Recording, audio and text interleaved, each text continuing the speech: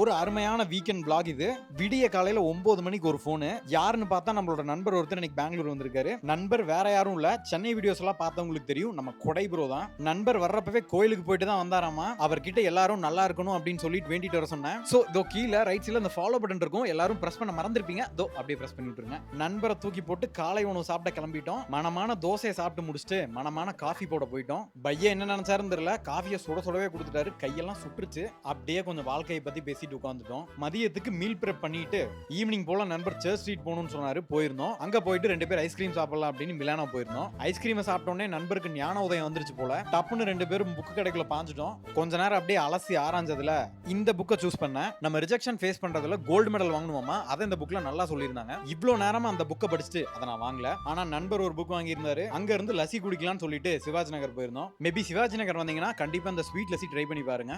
என்ன போன் வண்டி எல்லாம் மட்டும் பத்திரம், இல்லைன்னா திரும்பி பாக்குறக்குள்ள தூக்கிடுவானுங்க. இங்க எல்லாம் போனீங்கன்னா கண்டிப்பா சேஃபா இருங்க. இதோட வீடியோ பண்ணிக்கலாம். ஆடுங்க, பாத்துக்கலாம்.